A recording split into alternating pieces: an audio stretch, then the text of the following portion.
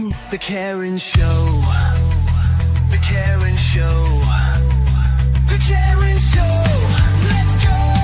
Let's go. The Karen Show. Hello, everybody. We're here. Well, Enzo's here. I'm here. I have invited Taylor Hamby to come along if she has time. She has the link. She knows where to find us. So, yeah, I've been slack as, haven't I? Haven't been around for, nearly 2 weeks. Enzo's really cranky with me. Not really, but yeah. But I've just been floundering, to be quite honest, guys. Absolutely floundering, because hi, Tanya. Tanya will understand where I'm coming from.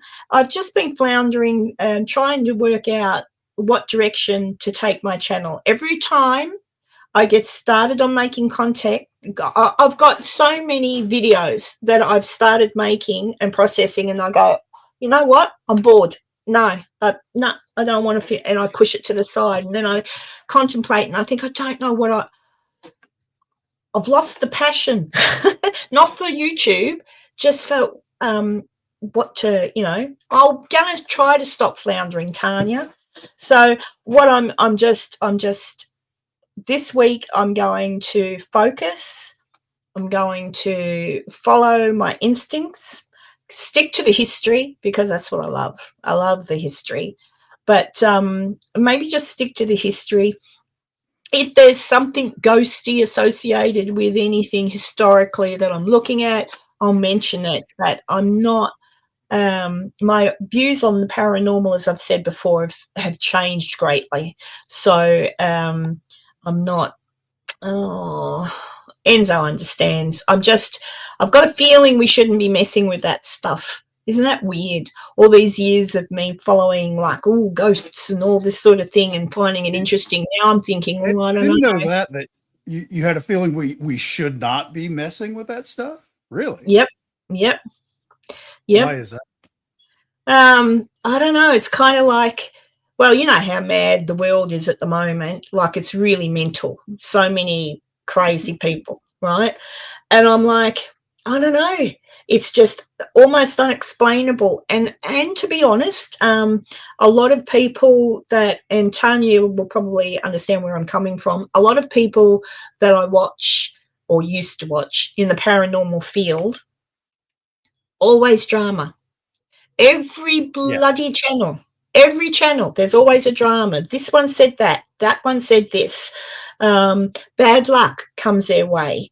All this stuff, right? Something dramatic's always happening and upsetting them, and it's kind of like, I wonder why.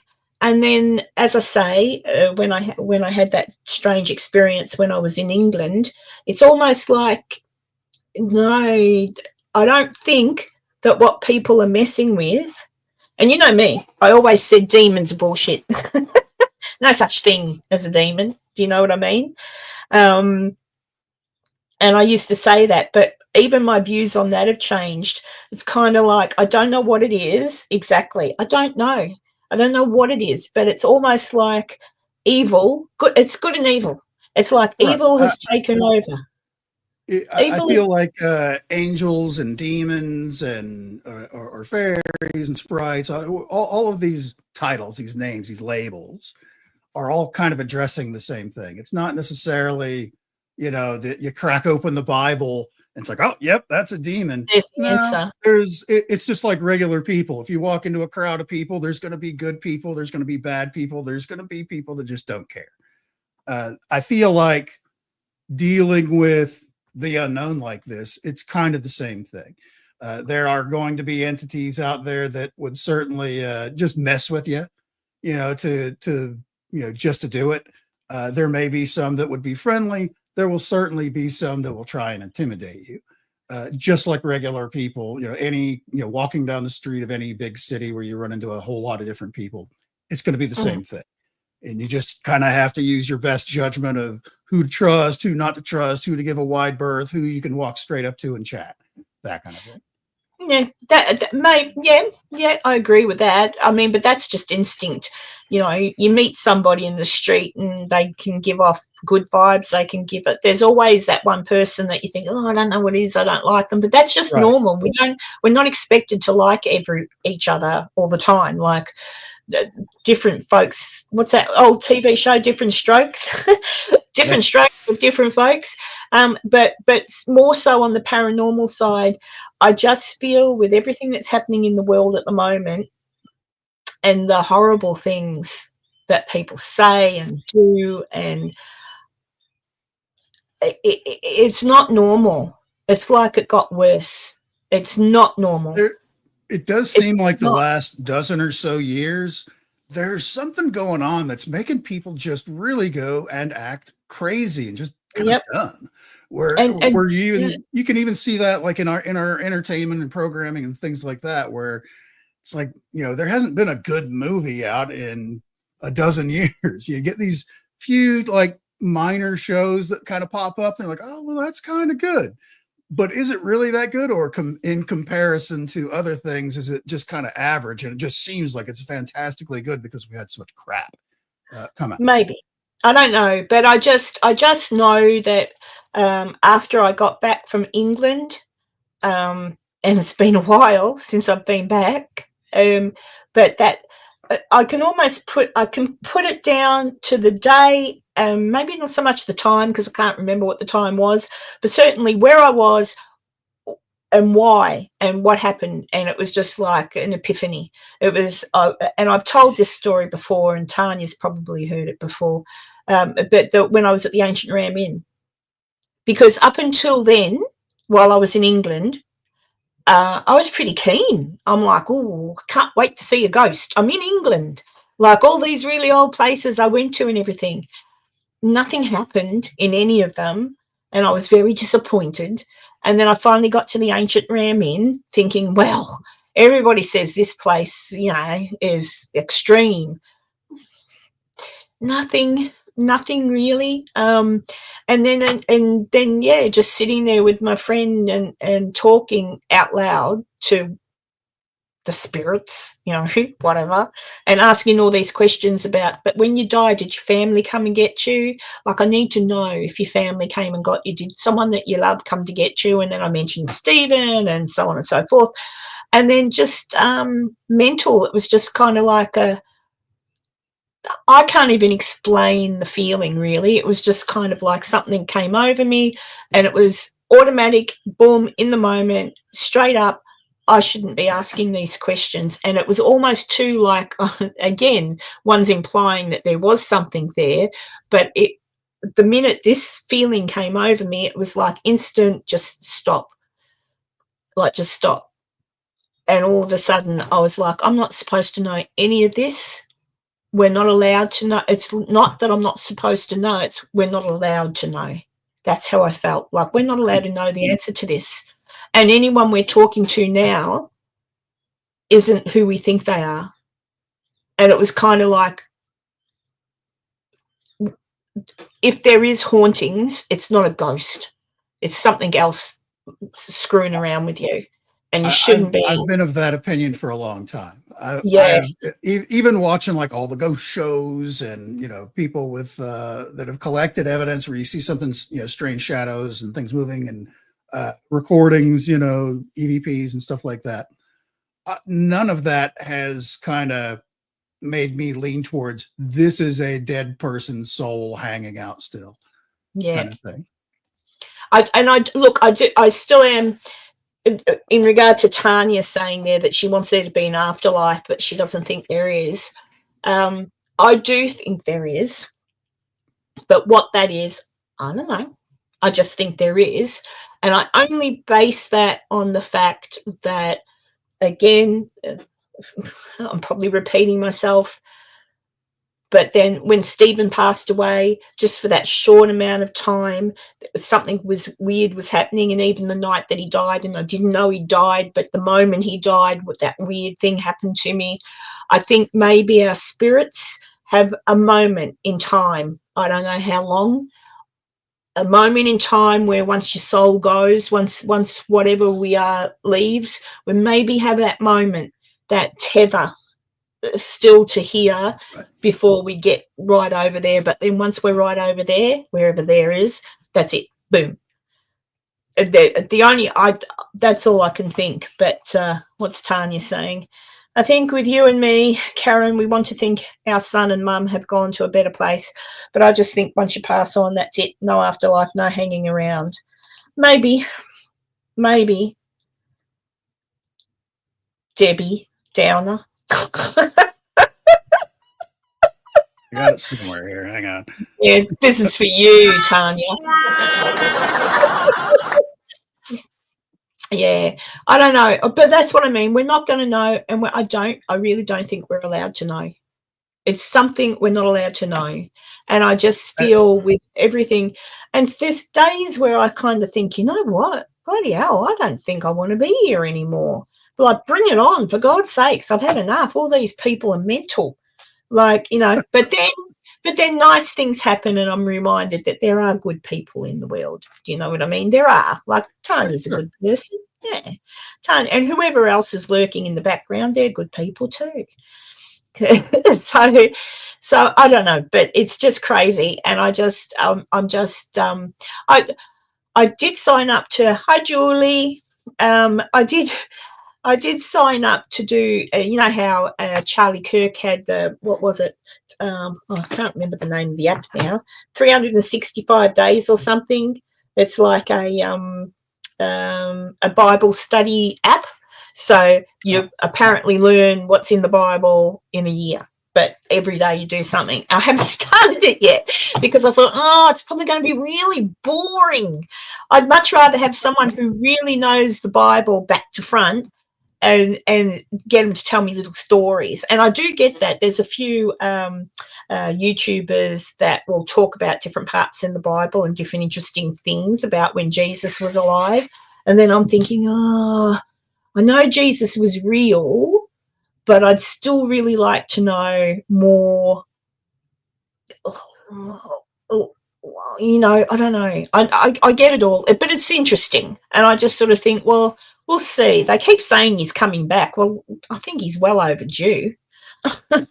If he is coming back, he's overdue. And there's always someone every generation. It's like, this is the signs. He's going to be coming back anytime now, any second. Any second now, he'll come back. And I'm like, oh. But then, you know, then other things happen and I think, I think I'm going insane. Like, I was really worried about finances because I thought, oh, my gosh, I'm not getting work as easy as I thought I would. And I thought, and I was sitting outside watching all the birds in my backyard and I thought, okay, I'll try. And I said, well, okay. I said, whoever I'm supposed to pray to, be it God, Jesus or whatever, help me out. Like, I don't know what to do. Just help me out a little bit, you know. And I know this is weird, but within a couple of days, all of a sudden, I got a refund that I didn't even know I was owed. I had to order some special food for my daughter, Gabby. And when I ordered it, you pay for it, you know, and it gets delivered. Not food, like a special meal replacement, you know, Ensure. I think you have it in America.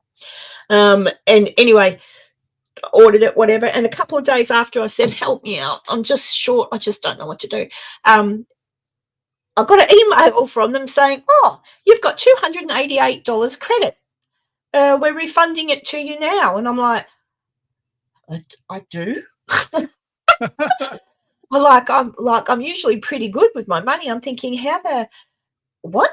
Like, did I pay for something, not get it? And like, I'm confused. But anyway, $288 came my way and I wasn't expecting it. And it was just enough to do what I needed to do. And I went, So I'm not someone who's supposed to win the lotto, but, you know, we'll see. Right. Oh, Tanya, love you. Thank you. Thank you so much. Yeah, I believe in something for sure, and I don't know. I'm just learning. I don't know. I still they say things like, oh, if you really truthfully, you have to believe in Jesus and give him this and that and the other thing. And bless Charlie Kirk. I've been watching a lot of his things where he talks about it. Oh, he was keen. And I'm like, oh, Charlie, I don't know. But, you know, and then look what happened to Charlie. Like, I'm thinking, of all people to get knocked on the head, not him. Like, he was a much needed human, I think. But anyway, he's not here anymore. But yeah, I've been watching different people and I'm thinking it's very hard when you've lived nearly all of your life thinking that it's all bogus and BS. But all I can put it down to is the fact that I no longer have an interest in seeking out ghosts or seeking out. It's a bit scary to me because I'm thinking, what am I seeking out? And everybody that I've watched in the paranormal realm, everybody has had bad luck. They infight. There's always something wrong. The only person I can still watch is the Shape because he makes me laugh, and that's it. Yeah, good luck, Julie. You're always in the wars. Why are you worried about Tuesday? Monday, I always love, for operations, I love getting knocked out, so I'm assuming you will be. Oh, there we are. Hi, Big Ben. And Enzo, stop flashing people. Excuse me. Whew. Hey, Cheryl. How are you? How are you? I hope you're doing all right. I'm trying out this StreamYard now lets you do the vertical thing. So yeah, I'm trying it. I don't know which screen to look at. I don't know. I'm just looking at the big one like I normally do. Thank you, Ben. Thank you. So yeah, so tons been happening. Here I think it's because of the solar. I'm off topic now. I'm going from the God topic because I don't know anything. Well, and that's the thing is, I don't know that any of us really know.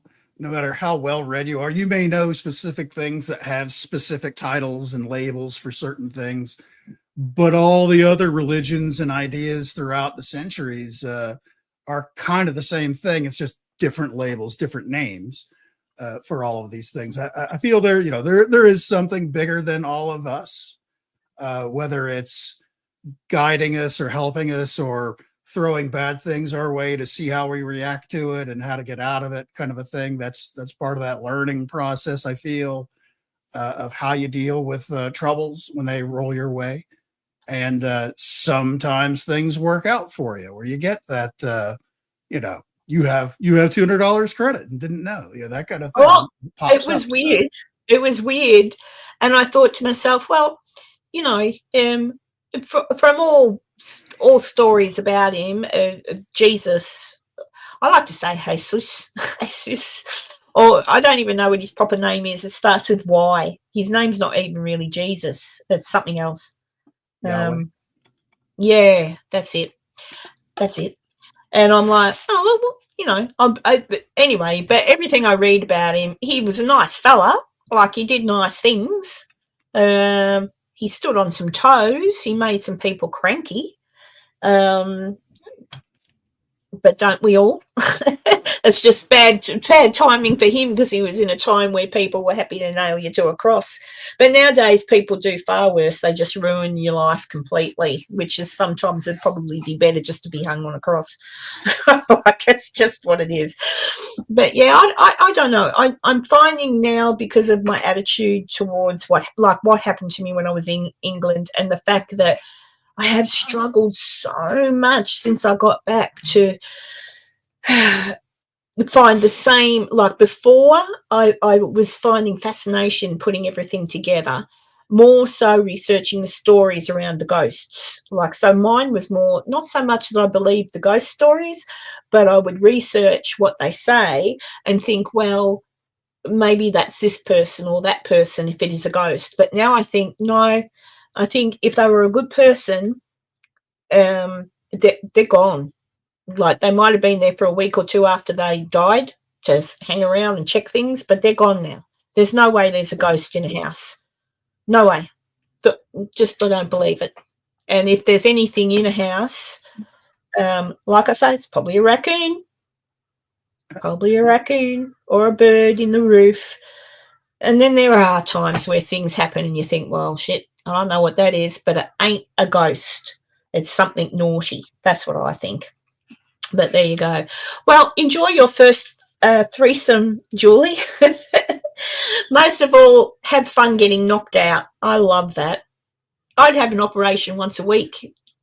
Or I'd probably end up like Michael Jackson, getting the doctor to come and put me to sleep every night. There's something awesome about that feeling. I reckon that's what he got addicted to, not the fact that he needed. Yeah. I reckon he enjoyed it. There's a weird thing to it when you get. Everyone's probably had an operation. Some people don't like it, but I love it. Everyone likes their medicine. yeah, that's true. And what's Julie telling us? Already had 2 surgeries this year, and I'm worried about how many times I'll be put under before I'll be put to sleep. Not worried about me, but Sam. She'll be right. You'll be fine. The doctors know what they're doing. But there you go. You'll be fine. You'll be fine.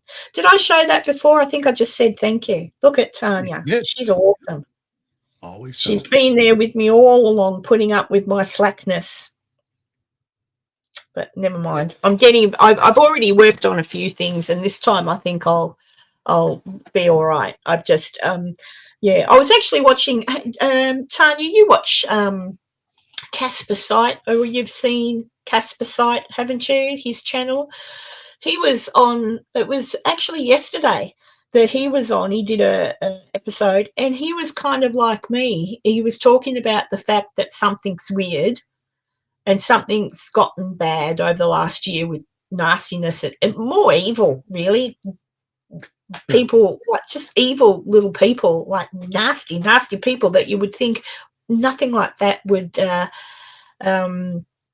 you're on your phone, you've picked the different, I can see what you're doing, Cheryl. You've got a little mobile on the bottom of your thing, so you must be on you've picked the what do you call it, Enzo? The skinny one. The vertical placement, yeah. You're watch. So there's another one, which is the regular one that you normally watch. I don't know why you can't see your chat. So you can't see the chat. Should be an option somewhere below where our pictures are that allows you to see the chat if you're watching this on your phone or tablet. Yeah, there has to be, because I can see, because the chat's showing up on the vertical. This is the first time I've used it, so I can't be, but I haven't blocked the chat. And normally with other people, I think their chat shows up on the vertical different to what it shows up on here. Yeah, it's usually down below somewhere. Yeah, I don't know. But there's another link and you can watch the other way as well. So I don't know. I'm new to it, Cheryl. Play. Yeah, I just every now and then he pops up on my feed, Tanya, and I watch him, and because he's another one that gives me a bit of a giggle. I just every now and then I catch a little, and I don't even know how I do. Oh, it might be through Laura or possibly maybe Facebook. Oh, I think it was Facebook. There was some, I don't know what the drama was. I don't know anything, but Beardo, there was a bit of drama around Beardo. And I'm like, oh, there's always drama. There's always drama. Drama around the Conjuring House. Drama around, this one's got me for copyright. This one doesn't like. I'm like, oh, you're all mental. Not Beardo. I mean, sorry, not Beardo, but, like all these nasty people. And I'm like, yep, you've gone, you've messed with, you've messed with the wrong things. There's someone playing funny buggers and it ain't no angel. And I'm just thinking there's probably is, because, I did research. And this is very layman's term. So if anybody knows the Bible better than I do, I'm probably going to screw this up.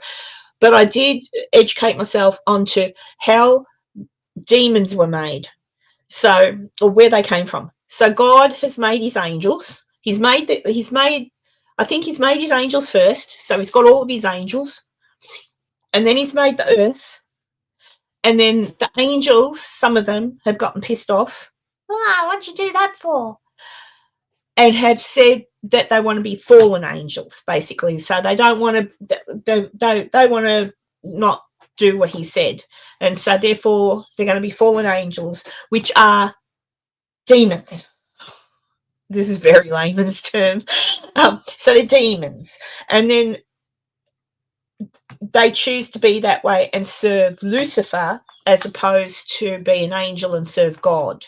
I still haven't worked out why Lucifer ended up down here, only that he had an argument with his dad, God, or his creator, God, not his dad, about, bloody humans, what'd you make them for? So that's all I can work out there. Why do they get free will and we don't? Yeah, that's it. Yeah, and then, but technically they did, because they chose to become demons, right?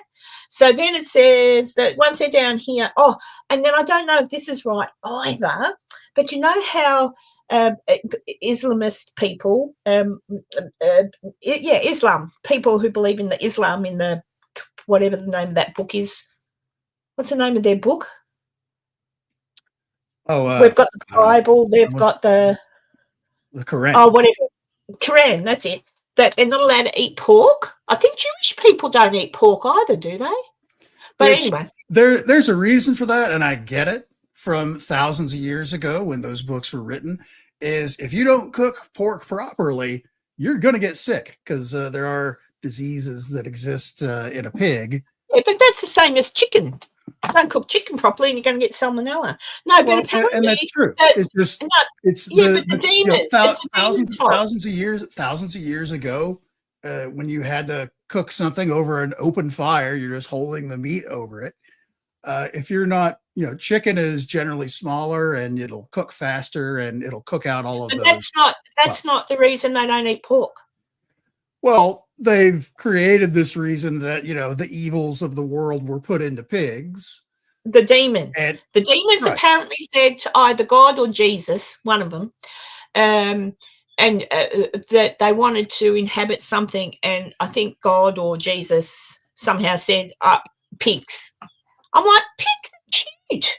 There's nothing demonic about a pig, but apparently a pig was the only animal that they were allowed to inhabit. They weren't supposedly allowed to inhabit us, so to speak. So pigs are the okay. So that's why, they won't eat pork. And I'm like, But that's just a reason so that people, because it was being undercooked all the time and people were getting sick from it and dying from it. It's not necessarily because there were evil. It's the same thing as, Yeah, but what my point is, my point is not about the cooking, but my point is that that's why pork's a no-no. So he could have said you can inhabit a chicken, then chickens would be a no-no. I wonder if he said you can inhabit a cow, and that's why the Indian people love their cows. I love cows anyway. But yeah, so it's all very confusing, and I'm just educating myself to it. And I didn't know you could undercook pork, because whenever I cook pork, it's always pink in the middle. Yeah, you're supposed to let it go a little bit longer than that. But it's modern day, where we've got temperature probes and specific ways of cooking. We know there's certainly, if you've just got like a leg or a shank or something like that, a chunk of meat that's not going to cook evenly from the inside out, kind of a thing. If you're just holding it over a fire or whatever, then it doesn't cook all the bugs out of it. Basically, it doesn't cook all those little things in there that'll kill you if you eat it. Same as chicken. Yeah, and it's chicken is easier to cook because it's smaller. It's not as thick as chunks of pork are. So those things would hang out there, and to make sure people didn't do it, they just said, just stop eating pork. And because there's demons in it. There's demons in the pork, so don't eat it. And that way nobody's going to get sick and die because they're trying to enjoy a piece of pork that's undercooked. So. And this will really annoy people. And maybe I shouldn't say this because it might annoy people. But because the Quran thing's about 800 years old, I think, the fella, Allah or whatever his name is, whatever his name is, the man that's in charge there, Jesus. Allah is God. Yep. Oh, okay. All right. Well, Muhammad would be like their Jesus. Oh, okay. So, but it's interesting that a lot of things in that, it's kind of like whoever wrote that got the Bible, and there's a little bit of plagiarism because it's almost the same, but there's changes. Well, and I'm like, it is written with that. They recognize angels and Jesus and things like that as well in the Quran. So it's not like they're stealing stuff and copyright infringement on a God level. It's they have incorporated that into it as well. Yeah, but that's what I mean when he wrote it. That's where he got his info from, and I'm like, oh, that's interesting. So therefore, I'm wondering why Christians eat pork. I know we're not allowed to eat fish on a Friday, supposedly, or is it no? No, we're not allowed to eat red meat on a Friday. We've got to eat fish. Right. Yeah, something like that. The Bible says you're not supposed to eat shellfish either. So, but we do enjoy our shrimp. So. Oh, I didn't know that. There you go. Yeah. So I don't know. That's why I think, and it's for the same reason, because if you don't cook it well enough, you're going to get sick. Yes, and still I think that the Bible is written by men, as is all of anything is written by men. But it's interesting that some, when you delve deeper into it, which it is based on a lot of historical happenings. So there are, over time they've shown that certain stories in the Bible, those things actually have been like, what do you call the little men that go and dig in the ground to find artifacts? Archaeologists? Thank you. Archaeological digs and all that sort of thing have proven certain things. Oh, well, that did happen and it's written about there. But it's still written by men, and it was still it's still a control thing. But and there's many generations from thousands of years ago to the word we have that was written then to what we have today. The King James version. The King James version has very specific things in it, and there were certain things that were left out. The things that may not have been good for the King James authors, kind of a thing. So it's kind of like a guidebook. Christianity has a top 10 list of things not to do, so things like that. So, well, that's right. It doesn't say you can't eat a hamburger or a pizza. So there you go. Oh, I think Julie, shellfish is what shellfish apparently. I didn't know that. I thought any fish, but yeah, shellfish, not normal fish that swim in the sea. Anything crustaceans. Yeah, fish on Fridays, and I don't recall what the logical reason was for that one, but I don't know. Well, plus crustaceans are hard. You got to get them you got to crack the shells and right. It's not really, and to be quite honest, I've been to restaurants where they've served up prawns and things still in their shell, and it's really sickening, and I can't do it. Or even fish, if you kill a fish and sometimes people cook it and it's still got its head, it's like, ugh, yuck. Same as when you go to a cookout and if they've got a pig on the spit, bleh, can't. It's like, no, whatever I eat, I don't want to associate it with a face.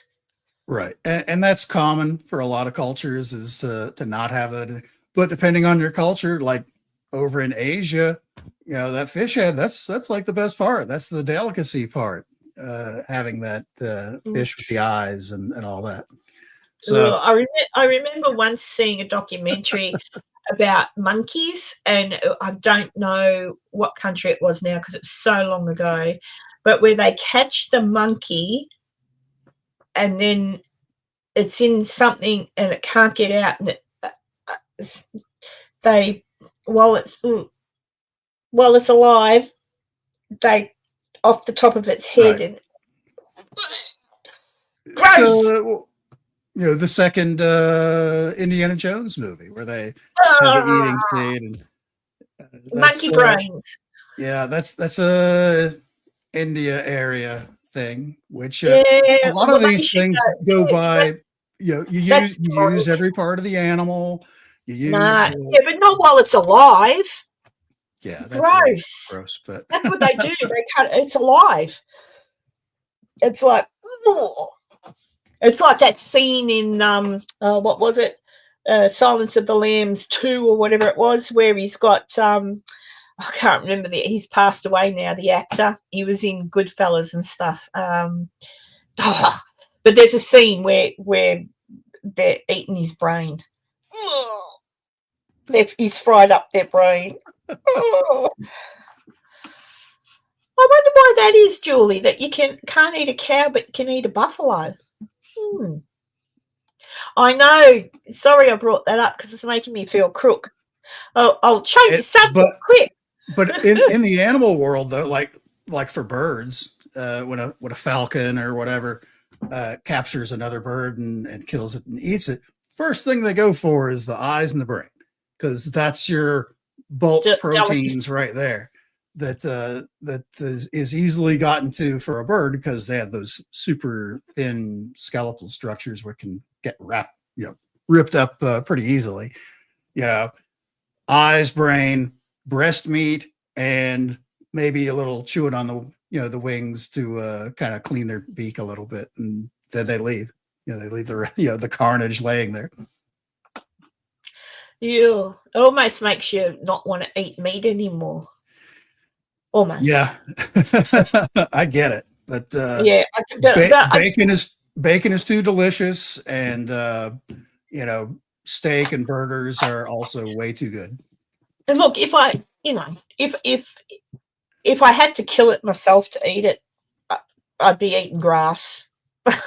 It's just, I don't think I could. You say well, that. I suppose it depends how you were hungry. Starving. Yeah, if you were starving, and that's why those other cultures eat those parts that we kind of turn our nose up at, because if you have nothing, you're going to eat every square. You're going to grab a hold of that bone and try and crack it open and suck the marrow out. You're going to try and get every calorie you can if you're starving. If that's all you've got, you're going to eat it. Imagine if when you went to prison, they said, well, you've broken the law and you're going to die. Right? You've got a death sentence. You're going over there. You could, farm prisoners. But you'd have to be careful. You're from Australia. How can you possibly think like that? That's your entire culture right there, is being a prison planet. No, yuck. Tanya loves steak. I don't like steak, but do you know what, though? I can't afford steak anymore. I just can't afford it. I was about to say I like steak, but I don't like paying for it. I can't afford it. Just one piece about as big as your hand, and so one piece here in Australia about as big as your hand, decent, $15. Yeah. Who can afford to pay $15, which would be 9, 10, about 10, 12 American, I think. Yeah. You'd be, yeah. So it's, and I'm like, God, I don't even understand. I know, it's super expensive. I eat a ridiculous amount of chicken because it's cheap, and it's a good source of protein and all that stuff. Pork is actually a little cheaper sometimes. Yeah, pork's the cheapest meat. I'm not a big. I mean, I like bacon a lot, but like ham and all that, I'm like, I love this time of year. This time of year, I'll like, if I get invited to somebody's house and they've got like a honey baked ham, or I'll get a couple pieces of that, and then I'm good for the rest of the year for my ham intake. I'm not a big fan of it. I've started to, because my Chicky Chooks, that's not a bad price, under $10 if it was decent steak. My Chicky Chooks give me lots of eggs. So, I made this thing, right? It was eggs. I think I might have told you, I can't remember. Eggs and a banana. And I thought, sounds weird. So I got the eggs, just eggs and a banana. That's it. I got the eggs, and I put 4 eggs in my blender, with the banana and blended it all together so it was like a runny paste, like it was thick, and you cook it like pancakes. And that's exactly what it tastes like, banana pancakes. And it's just eggs and a banana. I couldn't believe it. Okay. Delicious. You could even make it more delicious if you wanted to put sugar and stuff, syrup on it, but Yeah. I didn't do that because I was trying to lose weight. But it was really delicious. It was just 4 eggs and 1 banana in a blender, like a paste, and then cooked it in the fry pan in butter. Huh. And then ate it. It was delicious. They fall apart there because there's no flour in them. They're very delicate. Keep it together. But it was really yum. Interesting. Who'd have thought? Just saying there, cooking with Karen. Oh dear. So yeah. So what else has been happening this week? Let me think. Oh well, my son and the grandbabies are arriving in Queensland next week. Ooh. Or early this week coming. Because he's been posted here with the army, so that'll be good. I'll have family around. What else? We've nearly got Christmas coming up. How many weeks till Christmas? Well, today's the 6th, so that's 19 days. Oh, it's not far. Yes, I cooked it just for myself. I went to I went to the supermarket. I just got a little turkey leg. I cooked up the turkey, and I was because no one else wanted to eat, so I just had the turkey leg. And I got the brie cheese. Oh, have you tried that, Enzo? Brie cheese. You bake it in the oven, and it's all melted. And on top, you put cranberries and stuff, and then dip. Anyway, but yeah, it was okay. But I'd still prefer to have Thanksgiving dinner in America. Yeah. Maybe one year. This year it's just going to be a little gravy, a little dressing, mashed potatoes, corn. Yeah, that's the way to go. Yeah, cows are sacred. Yeah, good old cows. I guess the idea behind cows being sacred in certain cultures is because it provides so many other things while it's alive. It provides milk. You can use its dung for fuel and planting of crops and stuff like that. There's a lot of pluses for keeping the cow around versus killing it outright and eating it. So it's I feel like there could be staged things where you certainly would have a couple of cows you keep alive, and every season one of them got to go, kind of a thing, and that lasts you for a year anyways, if you dice it all up correctly. But then of course you go down into storage. That's the other thing, is something that big, you need to share it amongst a group of people before the meat goes bad. For if we're talking 1,000 years ago when there wasn't refrigeration or anything like that, so it's kind of a big deal. To go as far as to worship it, where they're like interrupting traffic because you can't disturb what they do and their travels and things like that. That's getting a little carried away in my book, but hey, that's their thing, and who are we to judge? That's their deal. So, yeah. Buffalo, I feel, fall into that same category. I don't know why buffalo are okay and cows are not. I don't know either. I'm sure there's a reason, but living in Kansas, we do have places where you can buy buffalo, bison. Probably tastes different too. Gamier. It's like game meat's very different. Not as much as you would think compared to beef. A lot less fat in it, so it ends up being kind of drier versus all that. But if you know how to cook it properly, it's pretty tasty stuff. It's pretty good. And cute as a Dickens when they're babies, when they're young. Oh, geez. But yeah, so there you go. So nothing very interesting happening my way. Well, sort of, but nothing much. Look, just been trying to get back into the flow of doing things and not being slack. It's just very hard when mentally I have no, what's the word? No inspiration, gumption.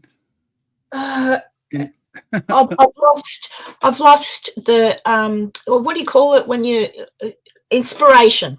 That's the word. Inspiration is kind of like whereas everything else before I was okay with, like, and then it's kind of like, oh, and now I'm sort of stuck, and I'm like, I'm not quite sure. Yeah, so I'm just going to stick to historical things. I'm going to stick to history, old history, and maybe even some mysteries, because I like to watch. I love true crime. Does anyone else like true crime? I love true crime. Yeah, not so much the motivation, Julie. Just I'm motivated to do stuff, but then I sit in front of the computer and that I'm not inspired by anything. There's nothing, there's nothing that's grabbing at me to say, "Oh, do that." Um, but yeah. Well, true crime's a tricky one because so many people do true crime, but that was the one thing I thought I could do is like the ones that have never been solved, and maybe go from a historical standpoint of what that time frame. Like, you can't Jack the Ripper's been done to the hilt, Right. and they said, and that fellow that I met said, oh, we've proven who it was through DNA. He never answered my question. I was there in front of him and I said, yeah, but your DNA evidence, is this new? Because your old evidence where it proved that he was the killer was questioned. There was an issue with the mathematics behind it. So is this new? Like, you've had to pay for it to be done again to prove the point. And he wouldn't answer my question, which tells me that it's not new. It's the same questionable DNA evidence. And how you can have DNA evidence from the late 1800s on a piece of material that has been handled by God knows how many people, I don't know. Yeah, historic true crime. I might do something like that.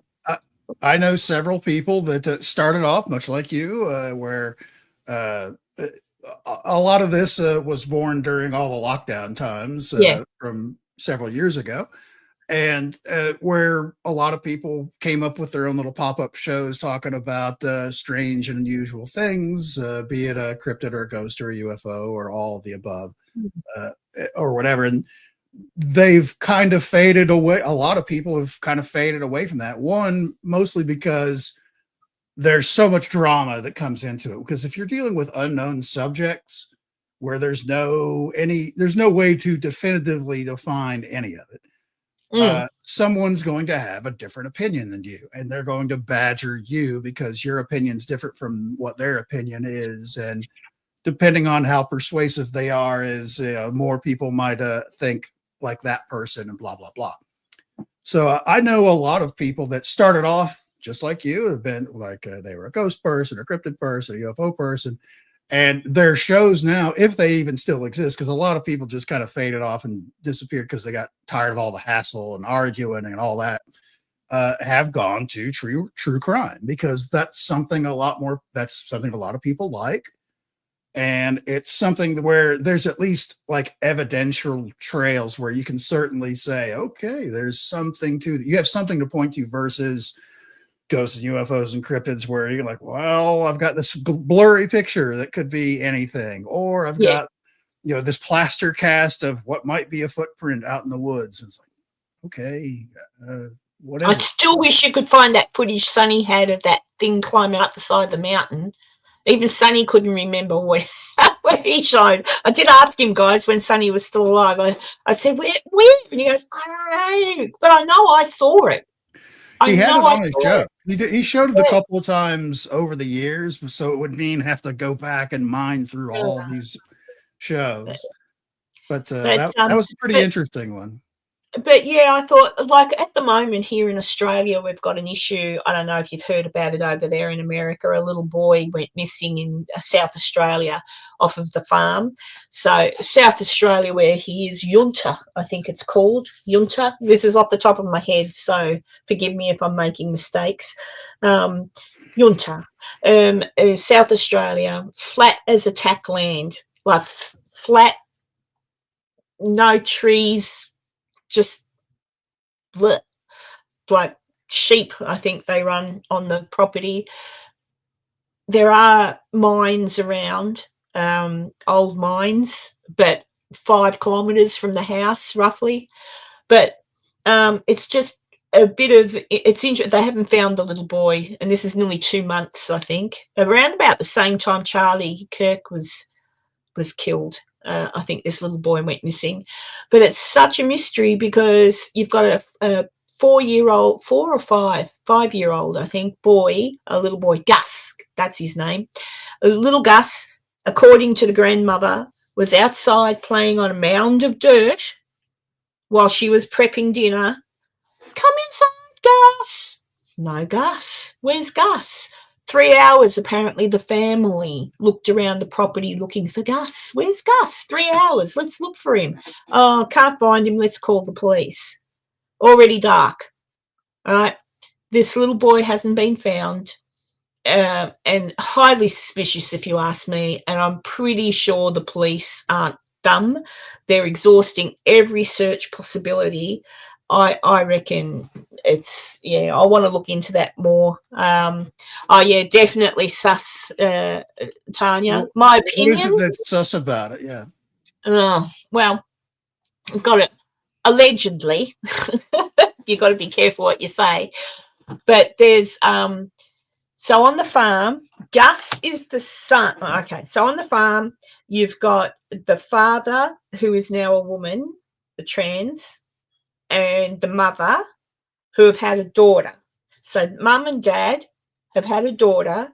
She got married and had Gus. All right.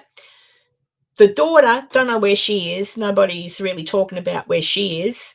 The father, so the mother of the little boy Gus and the father wasn't living on the property. They were separated, sort of, because he was building a new house in town somewhere, renovating. It's all very odd. But grandma and grandpa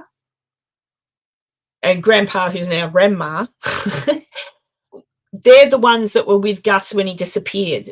I don't know where grandpa or / grandma were, but it's so confusing. So that the trans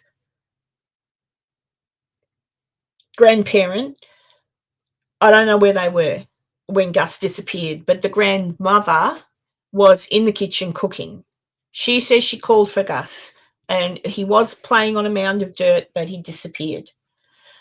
When you look at the property, there's lots of buildings on the property, and I'm like, they haven't done a very good search of the property. They had cadaver dogs come in. Last lady cadaver, isn't it? Cadaver dogs. Yeah, cadaver dogs come in. But they were searching. They figured the little boy had wandered off, so they had army, everything. How far can a little boy in the dark, because by the time they called him in and he was missing and they spent 3 hours looking for him, it got dark. What would possess a little boy to wander off in the dark? Like, it's just all mental, and the family is not talking to anybody. So normally you would expect that a family member would come out and say, oh, please, we love him and he's disappeared. It took, I can't remember how long, quite a while for him to even provide the press with a photo of the little boy so people could be possibly aware. People in the township said that they hadn't seen the little boy for 6 months before the disappearance. The father wasn't told about the disappearance until I think the police told him. Just something weird. And then I sound like I'm disrespectful, but I guess I am. I'm just going to be disrespectful. The grandfather, who is now a woman, was on his front porch, and some press showed up. And you can find it if you go to YouTube and put it in, you'll see it. It's just all BS, right? He had a gun, a shotgun. I don't think it was a rifle. I think it was a shotgun. Comes along the porch and screams out in a very manly manner, not a trans woman manner. A very you just watch the footage. I think Tanya probably knows. It's ma'am, okay. Comes to the end of the thing, comes to the end of the porch, because in Australia, a lot of our country homes have got a porch that goes right around the house. You can have a shotgun in Australia? I thought you guys did away with all your guns. No, we're allowed to have guns. If you live on a farm, yeah. Yeah, if you live on a farm, even if you don't, you can have a shotgun. It's just got to be licensed properly. You're not allowed to have fully automatic weapons and things and pistols. But you can have a shotgun or a rifle if you hunt, go hunting. Everyone, yeah, you can have a gun. Anyway, so he's come to the end of the porch and yelled abuse at the reporter, who said, "I only just got here. Shut your face," and like really intimidating, and he's got the gun, right? And so the reporter reports him, and the police said, "Oh yeah, no, he wasn't really chasing her off with the gun. There'd been a snake on his porch and he was gonna, shoot the snake." I'm like, what a load of shit. Honestly, what a load of shit. Nobody, unless they're a friggin' idiot, snake or no snake, you're not going to shoot the friggin' thing on your front porch. If anything, if someone was going to kill a snake, they'd grab the shovel. Like, you don't go, on your front porch with it. He definitely, or she definitely came with a full intent of brandishing that weapon. Yeah, like, go away, get off the property. I don't know. Yes. I could be wrong, but in my opinion, I think something's happened to the little boy and they're covering it up. Rather than call the police straight away, they have kind of, which I guess you would for the first 20 minutes or 30 minutes, you'd be, gas. Then you'd hit the panic button and think, well, shit, it's about to get dark. Where the hell is he? I don't know. We better call in the coppers. Like, call the police quick, because he could be anywhere. So in my opinion, he's either done something. Maybe he got in trouble. See, we don't know. How do we know that he didn't get in trouble from someone? You naughty little boy, you wait till I accidentally looked like a snake. Could have, but you don't know what's going to possess a little kid. Maybe he went to hide somewhere, frightened that he was going to get in trouble. Because I can tell you now, Grandma ain't too friendly looking, and maybe he thinks, I'm in trouble, and he went to hide, and he could be trapped somewhere and died because he couldn't get out. He could be inside an old fridge on the property. He could be anywhere. They haven't looked properly. Timmy could have fallen down the well. We need Lassie on the job. Yeah, we need Lassie. So I don't know. It's just very odd. There's no footprints. They weren't able to find any footprints leading off the property. They drained a dam that was on the property. He wasn't in that. They've searched some mines. They've searched. There's nothing there. I reckon the little boy is still close to the house. If there's no foul play involved, if nobody's actually hurt him from the family or a stranger or something, they have looked in the old mines. Yeah. So if nobody in the family has actually hurt him and it's honest, he's absolutely disappeared, they need to search the house more. They need to, in my opinion, if he's been frightened, little kids can do silly things and go to try and hide, Right. Maybe he got yelled at by Nana or Grandpa. Maybe he got frightened. Maybe he written hidden. Is this place like out in the middle of nowhere? There's no neighbors or neighbor kids? No, neighbors. Out in the middle of friggin' nowhere. Huh. Dirt road to get there.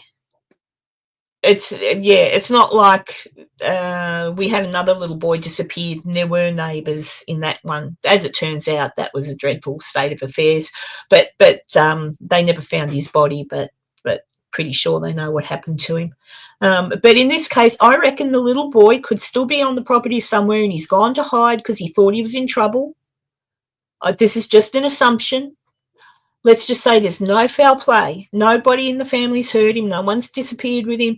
But he's thought he was in trouble and he's only a little fella and he's run off to hide somewhere and trapped himself. He's obviously passed because it's been 2 months. He's obviously dead. But where is he dead? Like, I reckon when you look at the property from an aerial view, there's so many buildings on the property. He could be in anything. And he's only tiny, like he's a little fella. So he could have, you know, how many times have you heard of even me? My kids have hidden when they were little, you know, hidden in places you'd think, bloody hell, how'd you fit in there? You know, in cupboards and things like that, because they don't want to go to bed, or, you know, simple things. Sure. But here's a little boy with what seems to be a bit of a gruff, not too friendly grandma. Wink, wink. I just have no time for it. I'm sorry. I just don't. Because of that man slash. I just can't. The words. I can't be polite about what. I just can't be polite. I'm sorry. I can't be polite. So he's been a married man. When his dad died and passed the farm down to him, that's when his dad died, and that's when he became a trans person. So he obviously wants to be trans, and that's fine. But there's something about him when you see him with the gun threatening the thing. I'm thinking, if that's how they're acting like that, I mean, it seems to me, I mean, I know nothing about what other than what you've just told me. That's all I know about it. It seems to me like a child. Because how old was the boy? 5, I think. 5, little. 5. Time. 4 or 5. That kind of stuff is confusing and toxic for adults to try and deal with. I would imagine it'd be doubly bad for a child to try and comprehend what's going on with that. And it just seems to me like them running away is kind of a common thing for a lot of folks, for a lot of kids that age, where it's like, okay, when I'm at home, it's toxic and weird. If I'm not at home, everything's kind of cool. So maybe I'll just stay not at home, wherever that may be. They may have like a secret hideout. But maybe, and that's what I'm thinking. I'm thinking, again, I'm making assumptions, but I'm going by what I saw that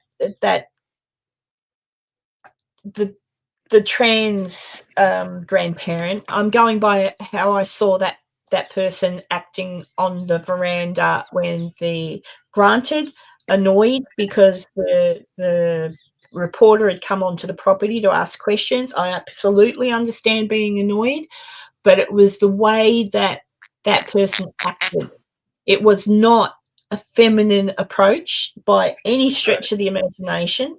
He was pissed off and showed it, brandished the gun, and the voice, like, even for me, it was a very like it was. And I'm thinking, if I'm a little boy and I'm living there with them and I've been yelled at, and like you're insinuating possibly there's a hidey spot he goes to if he's worried about something. The poor little bugger has probably run off, thought he was in trouble for something or whatever, run off, hidden, and it got stuck. Did the boy have any kind of like training, or did he know how to fish? No, he's baby. No, he's 4 or 5 years old. He's baby. He was playing in a mound of dirt with his dirt trucks or something. He's just a little kid. You know, so no training of any description. What about like someone outside, like someone family member that may have like liberated him in their eyes? Well, yeah, and that theory came up, but because it's a dirt road that comes into the property and there's only one way into the property, you can't get in there quietly, if you know what I mean. However, it doesn't mean that someone who's very familiar with the property couldn't have got in. I hope and pray that a family member somewhere comes forward and says, yeah, look, we absconded with him. We were too scared to come forward and tell you that we took him, but we took him because, I mean, surely you would have come forward by now and gone to the police and said, look, the reason we took him is because this. How long has he been? How long has he been missing? It's almost been 2 months. Oh, yeah, that's a while. Yeah.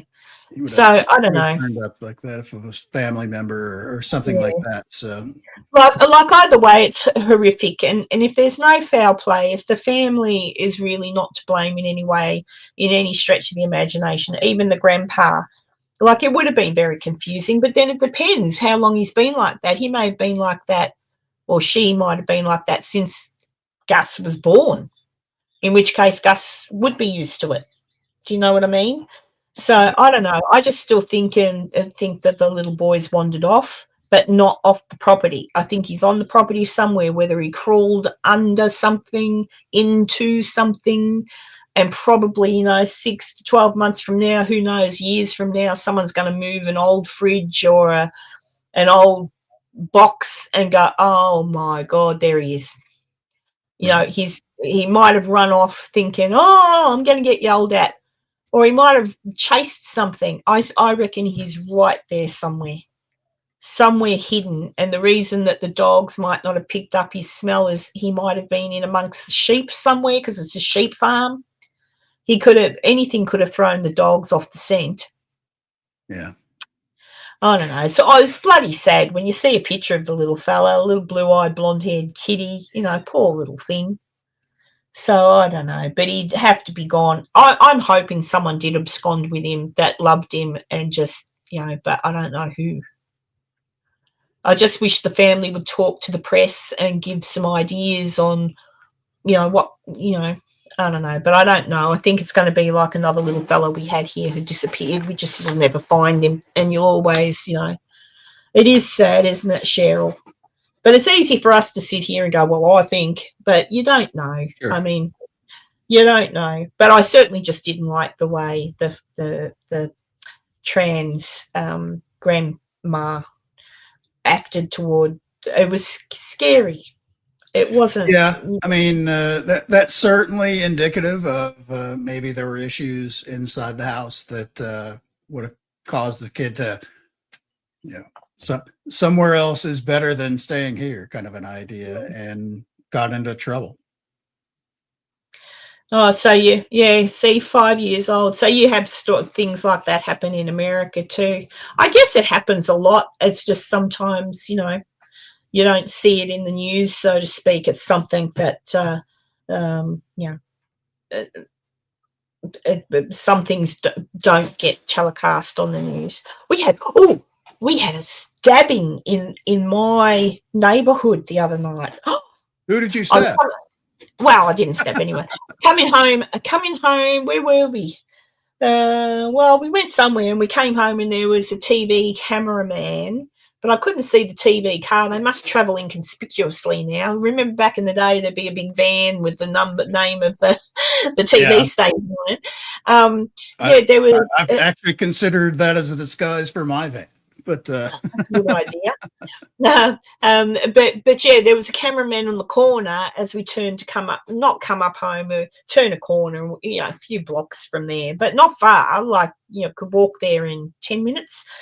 Came around the corner. I went, that's interesting. And then I saw some detectives, and you can spot the detectives. And one, like, there was no police cars. It was, there was, but not marked cars, detective cars. And some detectives. I said to Emily, something disastrous has happened. There's a TV camera, a reporter, and detectives. And sure enough, there was a fellow who was stabbed. He was stabbed walking along the way we were driving. He was stabbed, and then he's gone up around the corner, and that's where he's collapsed. And he's okay. The ambulance and everything got to him, but they found someone lives a couple of streets away from us, and he's been arrested and charged with attempted murder. I'm like, oh my God, only a couple of streets away. And I'm like, ugh. But I lived in the best area you could live in a place called Berwick in Victoria. And I thought, beautiful, like I thought it was a really good neighbourhood. But you talk to the police. And I was dating a policeman, and he said, no. He said that what happens is things happen, but they don't get reported on because people don't. The reason, like even the stabbing, the only reason that the news people would have known is because somebody has rung it in. So somebody's, guess what? And they've shown up, right? Sometimes the police do it if they need some information. They'll let it out because they need witnesses. And other times it's just a nosy neighbour who calls up a TV station and says, "Oh," and that's how it gets out. But most things don't get out, so you can live in the best neighbourhood and you still might have someone murdering someone up the road. As you say, even the best neighborhood, their shenanigans goes on. You just don't know about it. I for a while there, because I still have all the tech, I have all the gear, which I'll repurpose for something else, but that's a whole other project. A local police scanner where I can scan all the local police and sheriff's office and stuff like that. Oh, you must hear lots of things. There's almost too much. It's certainly one of those things where it's like, oh boy, this is, I need to move. I need to move to a smaller town. I need to move away from the city. I need to just get away from all of this because it's getting crazy. Because I live in a suburb of Wichita, and it's ugly out there. It's way uglier than you think. Well, Virginia City is calling. I think you'd like Virginia City. I do. I can't wait to visit. Yeah, I think you'll like it. Oh, well, you know, just because I love it doesn't mean everybody else will. But yeah, I was speaking with Taylor the other day. It's a pity she didn't call in, but she's probably, what's today? It's Saturday night, isn't it? She's probably in town. Oh, it's probably late. Actually, I'm amazed. Hang on, what time would it be?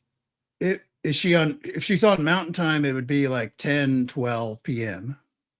No, she's not on Mountain Time. She's on Pacific Time, then it'd be an hour later, or an hour fewer, it'd be earlier. 9.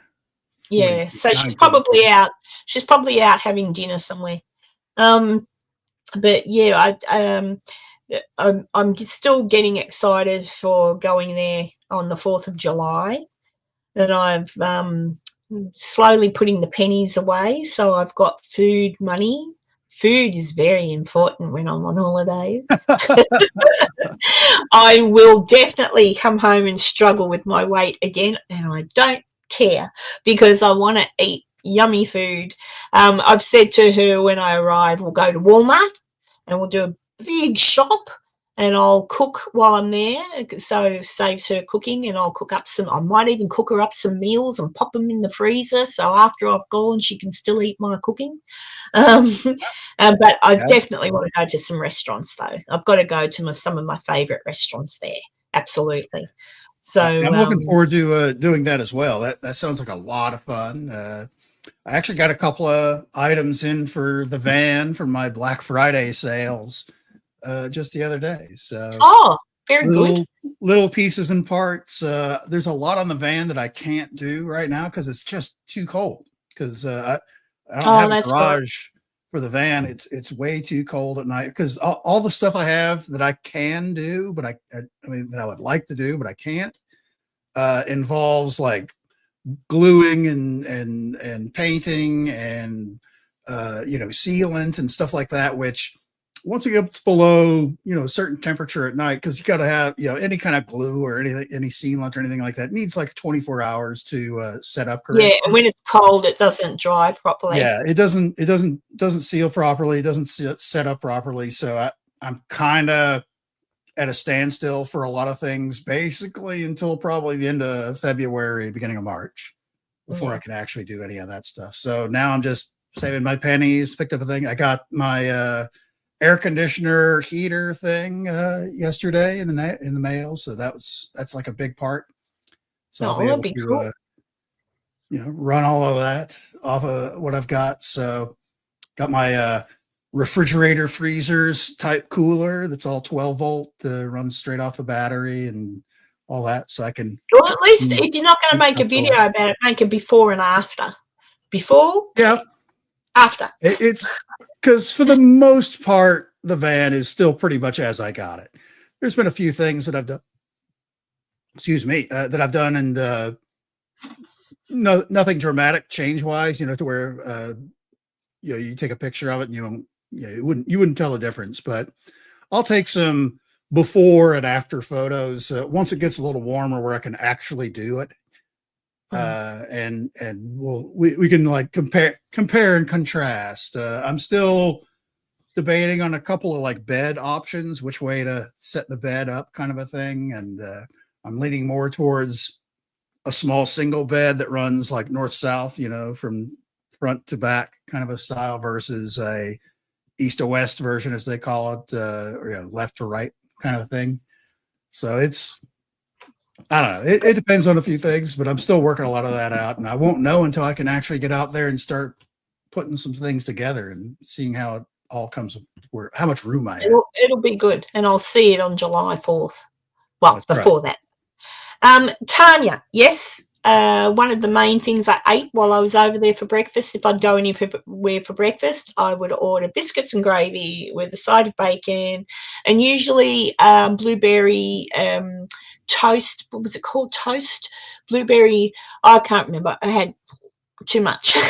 And what is it? I've discovered by looking at the recipe, it is a scone. So in Australia, we make a scone. It's a scone. So, but it's flat, like they don't let it puff up like we do. So they just cook it. We're more of a muffin type place over the U.S. where you have like a blueberry muffin, that kind of thing. Yeah, blueberry. Yeah, but this was toast. I had toast. It was weird. I can't remember. It was toast. Is it like a raisin bread? Yeah, but they called it blueberry. So, anyway, doesn't matter. It was Virginia City. But yeah, so it's a scone. So if you wanted to make it at home, it's a scone, but it's white gravy. So like if you were making white sauce to put on cauliflower, Tanya will know what I'm talking about because it's Australian. So it's a white sauce, white gravy, and they normally put in little bits of sausage, like sausage meat. Like again, they have the funny sausages. You have the flat sausage meat. It's different, but it's yum. Sausage patties is like I prefer a sausage patty versus an actual sausage like a hot dog or something like that, sausage link, where what you do is you fry up your sausage patties in the pan, the grease and everything that's left over, you put flour and a little bit of water in that. And you chop the sausage patty. Yeah. Yeah, you chop the sausage patty. So, Tanya, the sausage patty is like, when you go to McDonald's and get the, oh, God, what's it bloody called? The breakfast thing, and it says a sausage. You can either have a sausage McMuffin or the sausage is the patty, and they just chop that up and fry it. Like Enzo's saying, you fry it. It's yummy. It's yummy. Ooh, Tabasco. French toast, that's what it was, Enzo. It was blueberry French toast. Blueberry French toast with biscuits and gravy, bacon, and I did ask for different things as well. But you look at it, the plate comes out. No wonder I put on weight. It's like way too much. Everything's big in America, so they say. Tabasco with your biscuits and gravy? Ooh. You're different, Julie. No, I've heard of it before. People that like the Tabasco. Yeah, like that. Yeah, crumbled sausage or chopped sausage or whatever. Yeah, exactly. Yeah, but yeah, it's crumbled. Yeah, you're right, Julie. It's sort of broken up. It's yum anyway. It's yum. It's yum. For me, there's a restaurant in the United States called Bob Evans, which is like a country style, home style breakfast, and their breakfast is, the big rancher breakfast, which has like everything in it, like 2 fried eggs and home fries, which is basically cubed potatoes with like pepper and onions, almost like a stir fry kind of a thing, in butter and all that stuff in a skillet. Sausage gravy and biscuits, kind of a thing. I always order extra gravy. And basically, I cover everything on the plate with that gravy. I love it. It's my favorite. I love gravy. Yep. I'm the same. But I'd love, there's, even though it's really bad for you, I don't know, American food, I was happy as a pig in shit. I was just like, this is delicious. And Virginia City has some great restaurants, though it really does, and proper restaurants, like not like because not every bar in Virginia City has food, but a few of them are restaurants, like, and a bar at night. Red Dog is great. they have great pizza and chicken wings and all sorts. But yeah, there's always healthy ways to make stuff, Julie. But healthy usually might not taste as good. well. Yeah, it doesn't Not as taste. good. You've got to go for the fattening version, I reckon. But yeah, I'm looking forward to coming there, and looking forward especially to seeing some of my old friends there that have missed me and I've missed them. And yeah, I just hope everything's okay when I get there, that things have settled down a little bit, because it is quite crazy there at the moment with different things happening. It's crazy everywhere. But Virginia City, it's pretty safe. Like, yeah. But I'm looking forward to their 4th of July. Apparently, it's really awesome. They have the techno people. What do you call it? The firecrackers. You know, they do that. Like, they have special people do that. And yeah, but the fireworks stuff compared to what it used to be, even like a dozen years ago, is the technology that goes into fireworks nowadays. Where it used to be, you have this like almost fountain palm tree style explosion that would go off, and that was great. Yes, Tanya. Now they have like shaped ones where there's like, when it explodes, it makes like a little heart or a little like Saturn planet kind of a thing, or just like 3D shapes in the sky when they blow up now, where it's like, holy crap, this is we're in the future to see something like that. Well, I hope to. Well, I don't know. When I get to Virginia City, it'll be before 4th of July. I'm getting there about a week before. But I'm assuming someone's going to have barbecue. There'll be a barbecue and seats to watch the fireworks, and there'll probably be a parade. I mean, it's what is it? It's 250? Yes, 250. Yes, 250 years celebration this year for the United States. So this will be a big one. Oh, it'll be a big one. So I'm happy to be there, and it's going to be good, and I'll be able to see. It'll be the right time of the year to see the wild horses. I wonder if some of the ones that I fell in love with are still going to be around. I don't know, because they do travel. But we'll see. Yeah, I'm excited to get back, and I'm still going to probably do a little bit in some of the older buildings there, but more so from my historical standpoint of things. But I usually do take lots of pictures, Cheryl, and then I don't know, I've got all this footage from England, and I'll be buggered if I know where I put it, because when I was in England, I must have downloaded it to something, because it's not where it should be, and I'm spewing because I had one of your cloud features. No, it was on the phone, and I think because I was worried about the phone getting full, I transferred it all to a USB. But I can't put the USB. And now I'm like, I'll have it. It'll be somewhere. I've just got to remember where I've put it. But yeah, but I'll come properly prepared next time. Yeah, it'll be warmer. I'm freezing. Oh, no. Time to get into bed with the dogs. They'll keep you warm. Yep. But, yeah, so I don't know. Any other interesting things happening this week? No aliens are landing. No. Nothing really. A lot of people have been reacting to the big documentary that dropped a week or two ago, UFO-wise, the Age of Disclosure documentary. Yeah, I saw Rubio. Rubio got interviewed by, he's on Fox. Sean Hannity. Hannity, yeah.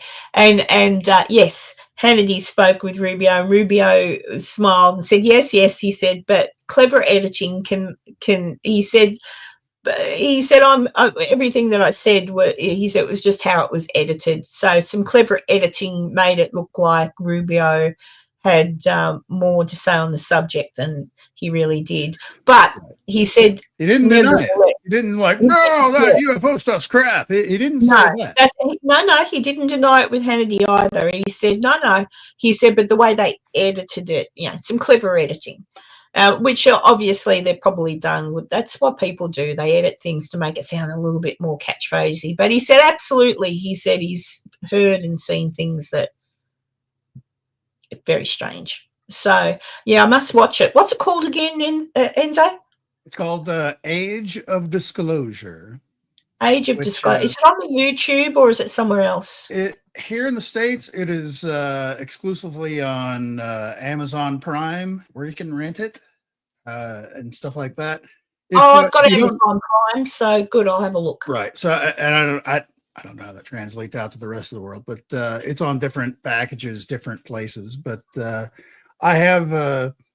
I didn't realize it was so much of a Lou Elizondo vehicle as it was. So I was a little disappointed there because I am not a fan of Lou Elizondo. Yeah, well, that's what I've heard about. So I'll watch it and I'll see. I'm sorry about that, Julie. I knew one puppy.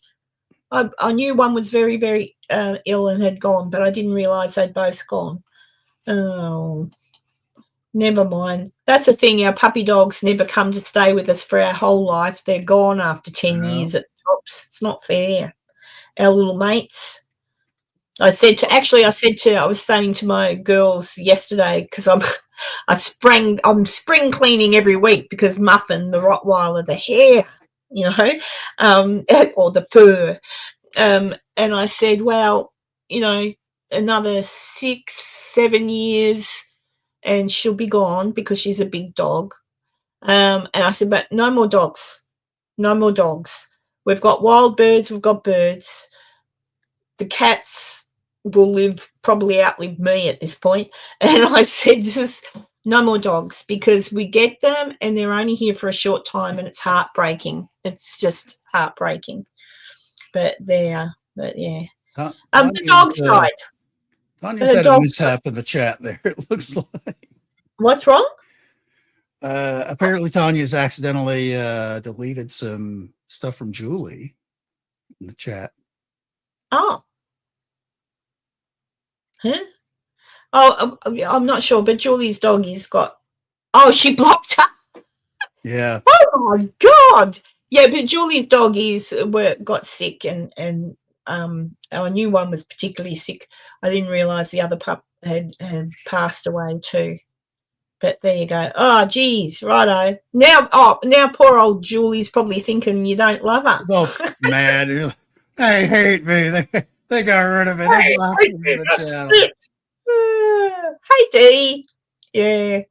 But what time is it where you are now, Dee? Nearly 4:30 because it's 3:30 here. Australia. Queensland doesn't have the daylight savings, but the rest of Australia does. Queenslanders, we like to be different, apparently. But there you go. Nice to see you, Dee. Yeah, I'm thinking of coming down to Daylesford in the January, around about Australia Day, I think. I plan to be there. So I'm going to stay with some, I'd call a family. It's not official family, like blood family, but family. So I'm going to stay just for the weekend. So I'll be in Daylesford, which is notoriously our dairy, like milking dairy part of Victoria, near Ballarat and Bendigo, I guess. It'd be in the middle, wouldn't it, Dee? Daylesford in between Ballarat and Bendigo, roughly. But anyway, it's very pretty, Daylesford. So I'll be down that way around about then. Yeah, Daylesford's really pretty. Yes. His little flashing lights around his neck. Yeah. Enzo's actually thinking of starting his own channel, guys. What do you reckon? Because I'm so unreliable. He's thinking about it. He's thinking about it. It's an idea I've been kicking around for a while. Sometime after the beginning of the year, for sure. I'll start up something like a Friday night here in the States, kind of a thing. I would like to get the idea it being a little bit of something from our good old friend Sonny with the Paranormal Chop Shop, kind of an idea of just a generic hang. It's not one of these very structured shows at all. Where I would like to have some regular people, like on a panel kind of a thing, something like this, where having a ghost person, a cryptid person, a UFO person on the panel, where they could bring in something that's happened over the last week, where we could all sit and discuss it as a panel and talk about other things going on in the world. Where the conversation is certainly not limited to those topics, where we could go anywhere, kind of an idea. But I'm still collecting people for the panel for it. Well, you should go talk to some of the people you used to hang out with Sonny, because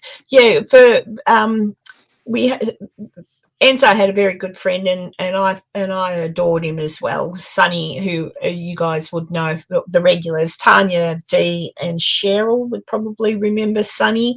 He came on my channel a couple of times, but he had his own channel, which was the Paranormal Chop Shop, and it was just the guys hanging out, really talking crap about different things. Sometimes they talked about paranormal stuff. Sometimes, but mostly it was just hanging out. Yeah, mostly. So I reckon that'd be good, because Enzo's got such a great, I loved Sonny too. Enzo's got such a good personality. He should have. And we've been saying to him for years. Yes. And a lot of that was predicated on me getting like the van set up to where I could go out and travel and actually get other, basically stuff to talk about, thing where I would travel to a certain place and it's like, okay, they're reporting this in this area. This is what I found. And then just build a show around it. You can always call it Enzo the Science Guy, and I can give you your jingle. That's right. But Enzo's got an idea for the name, so we'll see what happens. Just check this space, but we'd all be behind. It's still in the basically. I'm building a team. Is basically what it boils down to at this stage of. I would prefer it be like some regulars on the show, so that there's certain people you may know or get to know that would be regular faces on there versus just random people every week. But that's difficult to lock down, because I'm aiming for like a similar time slot like what Sonny had, which was late Friday night kind of a thing. So that's right. I'm building a team. Like it could be robot. He's cleaning. Then yes. Yeah. Oh, I saw.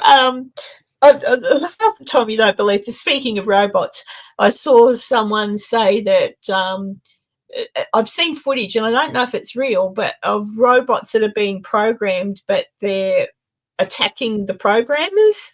I'm like, I don't think that's real. I saw that myself. I didn't click on it earlier this week, or I'm not surprised that.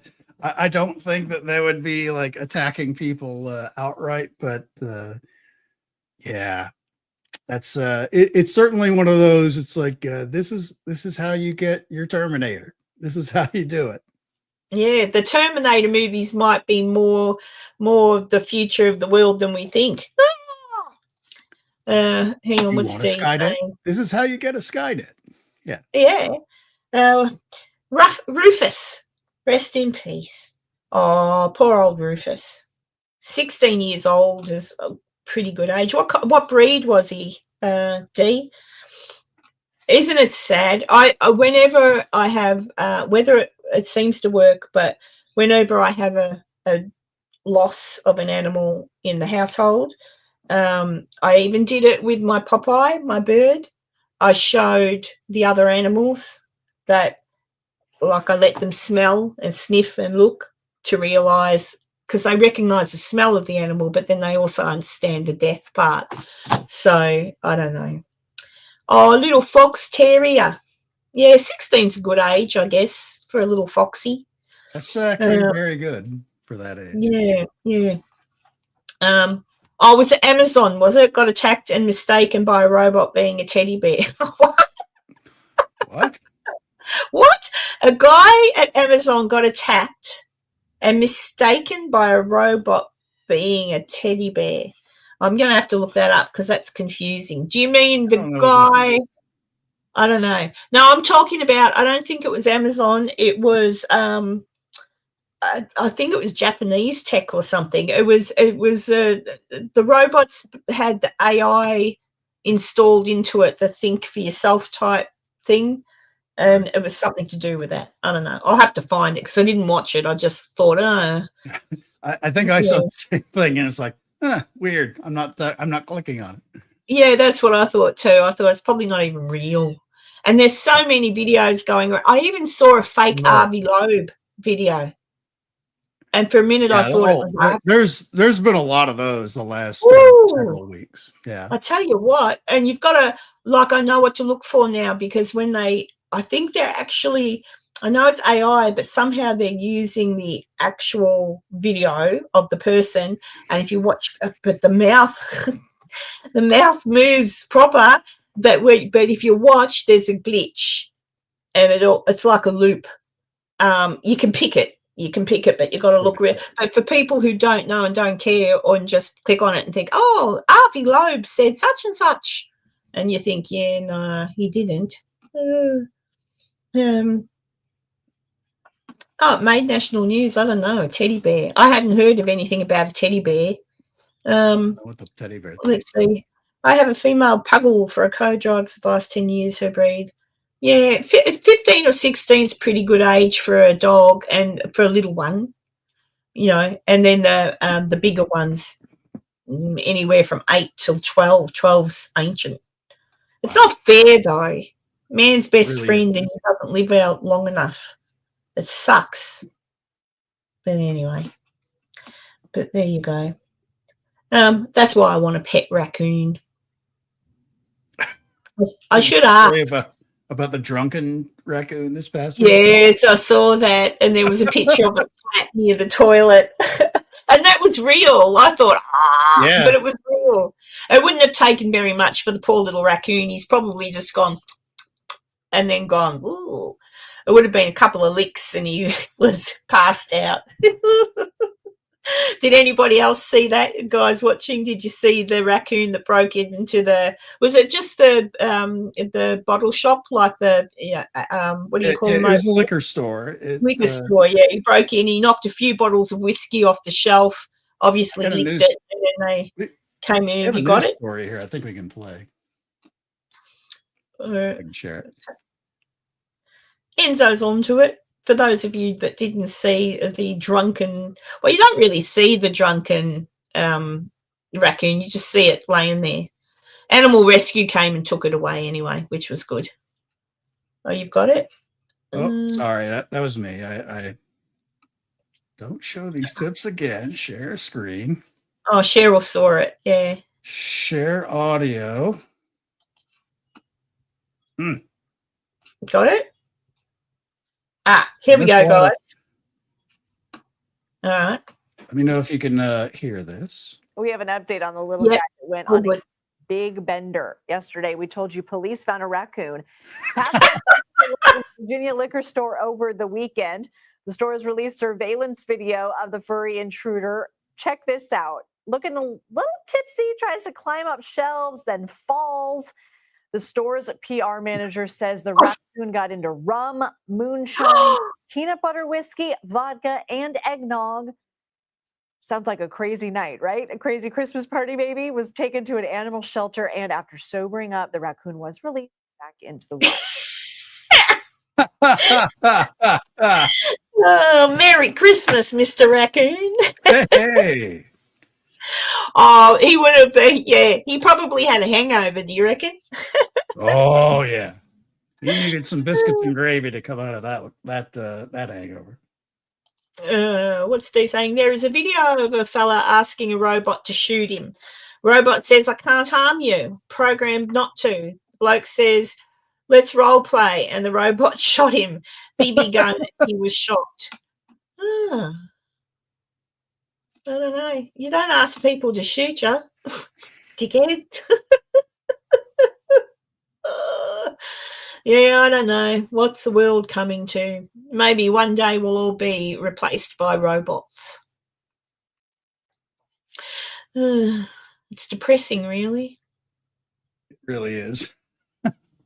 Oh, I must admit, Enzo, I was watching something because here at the moment we've got solar UV warnings, like the radiation is really, really high here at the moment, and we're told not to stay out in the sun for too long.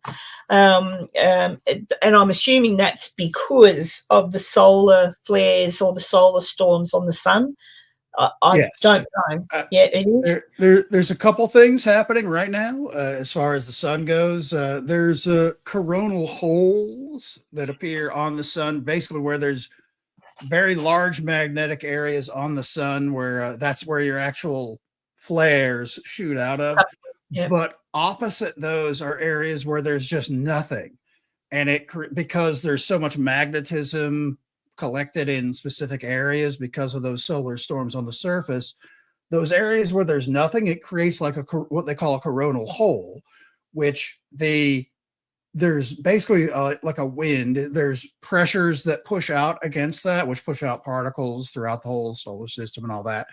So right now we're under a large coronal hole where there's a lot of stuff coming out there. If you're in the northern U.S., in the northern part of the, southern hemisphere, northern hemisphere, southern part of the southern hemisphere, you're probably going to see a lot more aurora activity. There is also a very large cluster of these magnetic resonance areas where they actually belt out stuff themselves, which are different, different intensities. And the one that's right now that's kind of pointed towards Earth is really big. So it's sort of like akin to someone with a shotgun that just randomly shoots it off on a merry-go-round as it spins around the sun, where it's just random.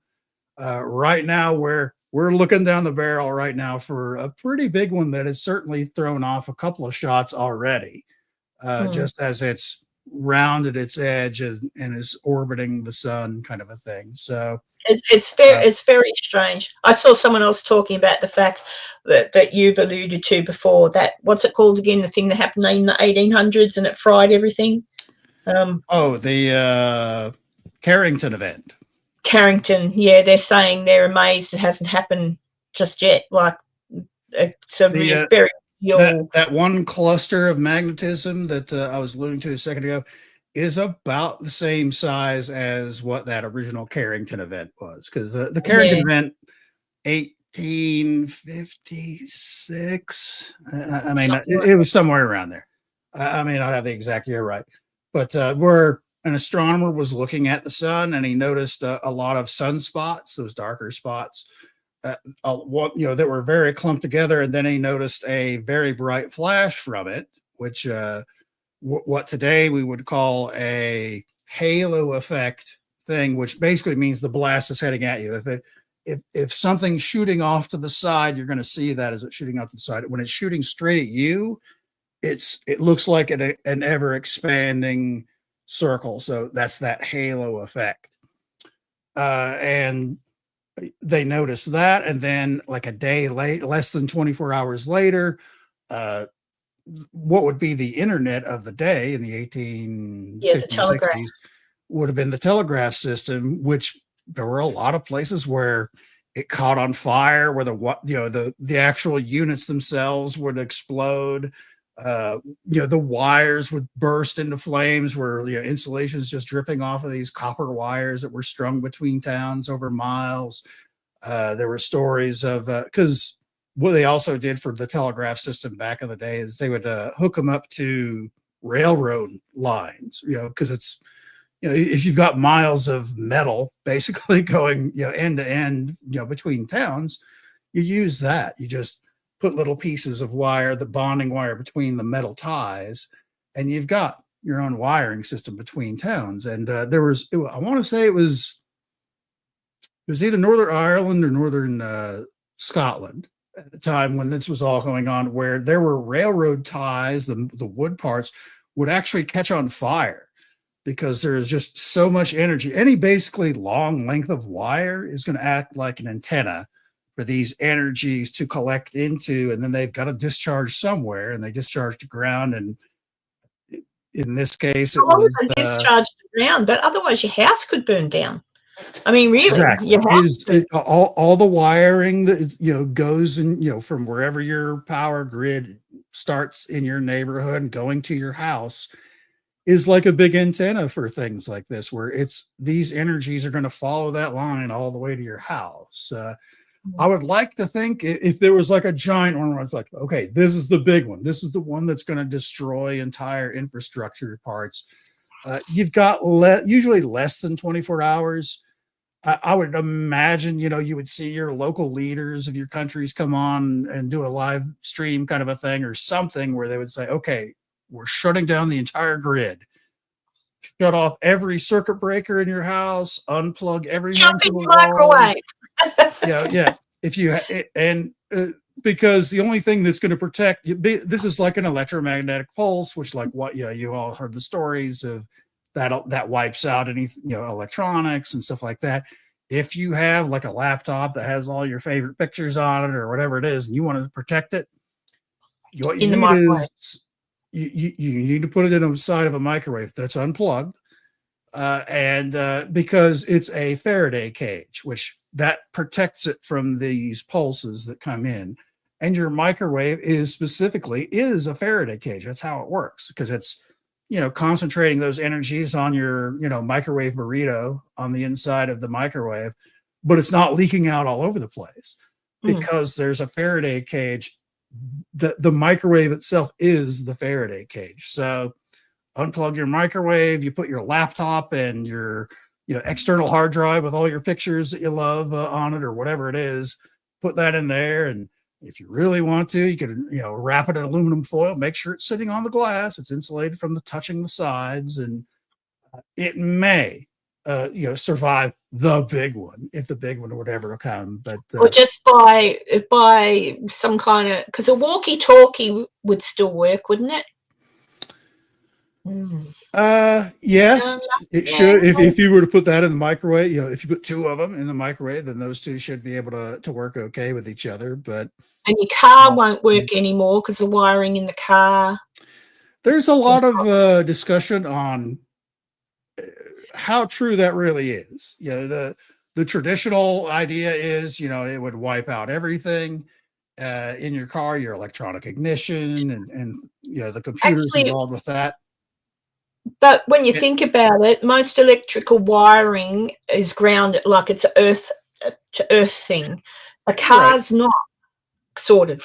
A car's not really. It's there's nowhere for it to go because it's not really grounded. Because even the rubber tires on your car, if there's a buildup of electrical discharge of static electricity in your car's electrical system, it's got nowhere to go. Yeah. Traditionally, I mean, you can disconnect your I would imagine, if there was like that big blast from the sun coming where we have less than 24 hours to respond, I would expect, your president, your prime minister to come on your local TV. It's like, okay, here's the deal. We're shutting down the grid. You need to disconnect everything. Turn off every circuit breaker in your house, unplug everything from the wall, unplug your battery connections in your car, all of that.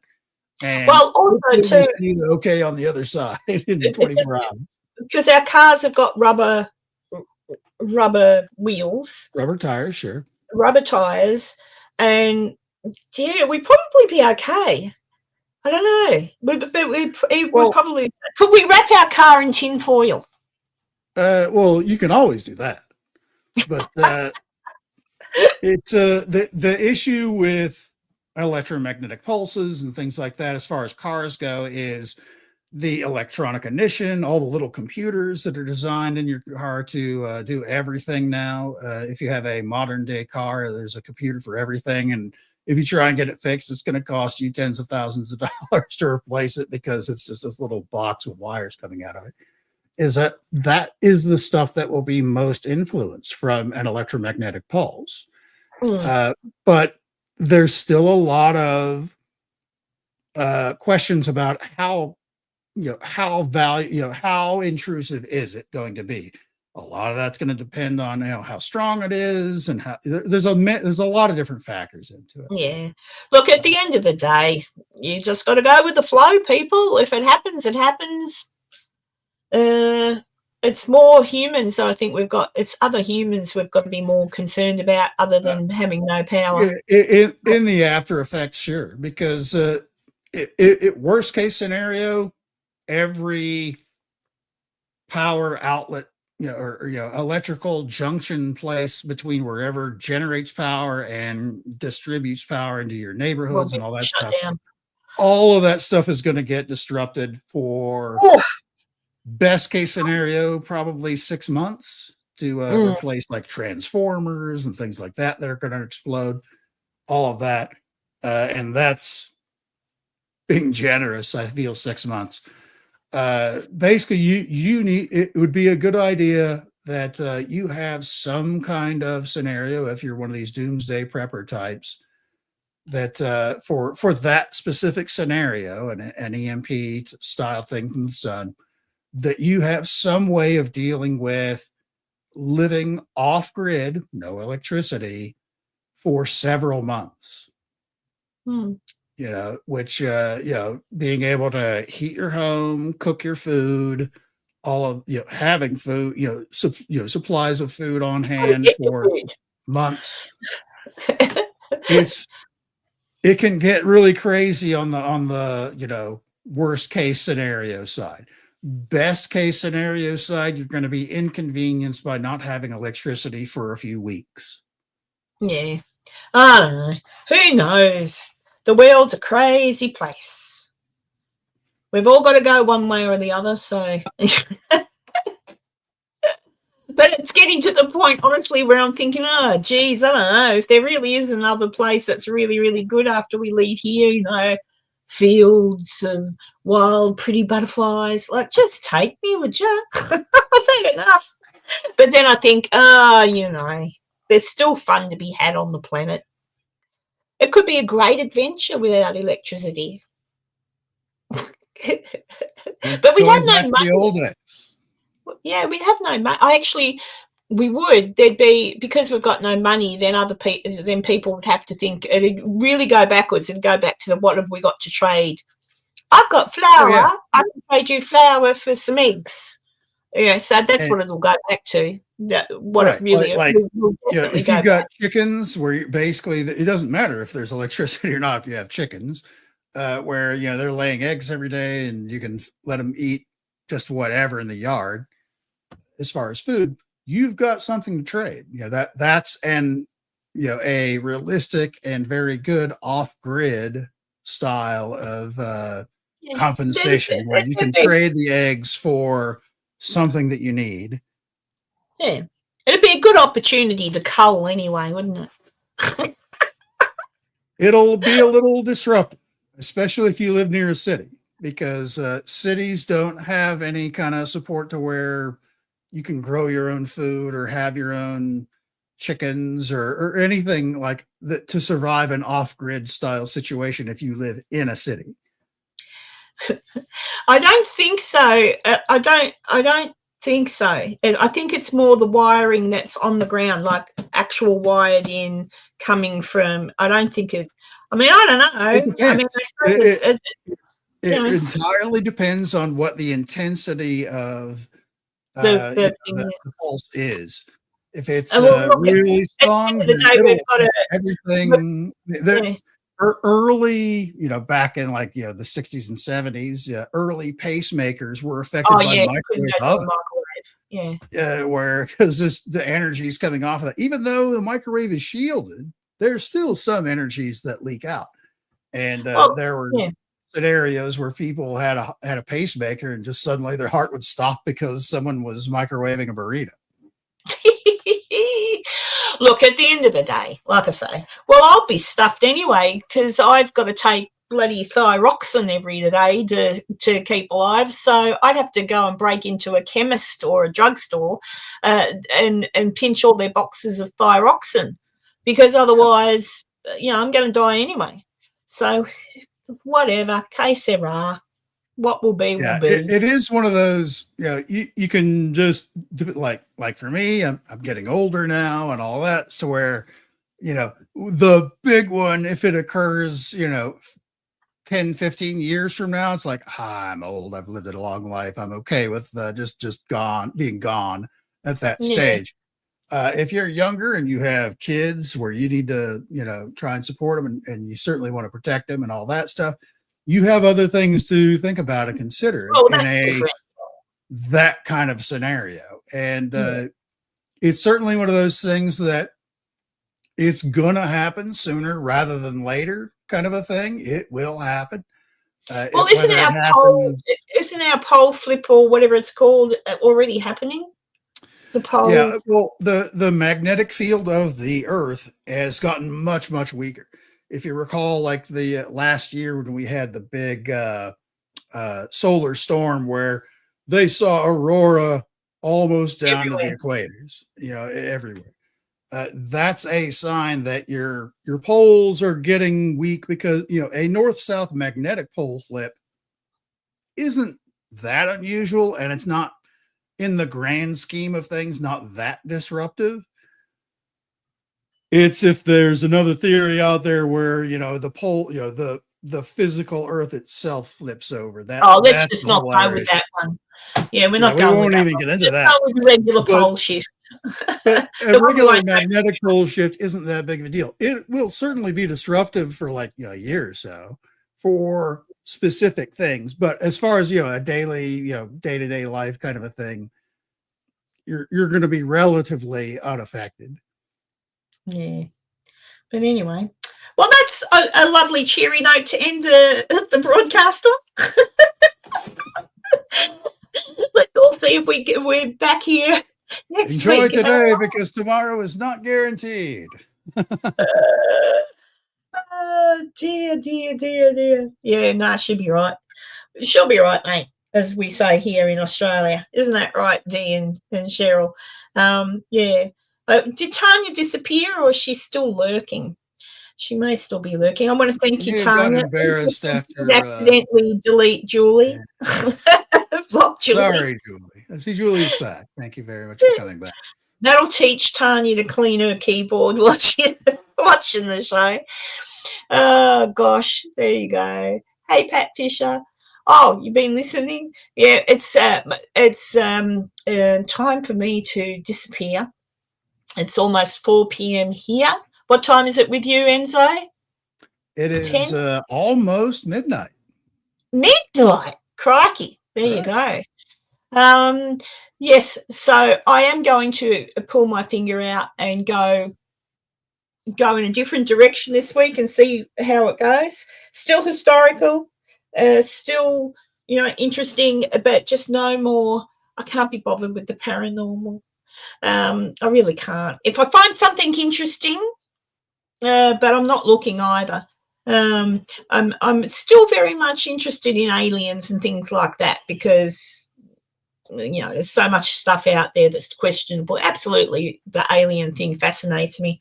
Paranormal, not so much. I don't think we should be messing with it. I think, yeah. So I'm just going to go, true crime, historical type things, even unsolved ones. I don't know if I'll bother with the fresh ones, because, you can get into trouble if you say the wrong thing. At least you can't get into trouble from someone from friggin' the 1800s or even the 1900s, because they're dead. How dare you say I'm a murderer? But there you go. Yes, Cheryl, nice to see you. And Patricia, I hope you've enjoyed what you've seen. Yeah, that's what I think, Julie. Because I'm always very interested in true crime. I used to be fascinated by serial killers, but for the same reason I think everybody else is, not the crime that they commit, but what drives them to do that sort of thing. probably just plain evil. They're just evil. Maybe they're possessed. Sometimes you think people are possessed. Like with what they do, they can be completely normal 1 minute and then cray-cray the next. But it is what it is. Well, Julie, good luck for Tuesday. I'm sure you'll be fine. And Dee, I might bump into you again at some point when I'm down Melbourne way. Cheryl, look after yourself. Tanya, there she is. Tanya, thank you. And that was the other thing. I've been missing you a little bit too, because obviously during the week, you're not around. But and that's it. And so I shall say goodbye to everybody. And so if you want to hang around for a second, and I'll converse with you when we hop off. And thank you, everybody. Thank you so much. And love you lots. I'll see you next time. Bye. I don't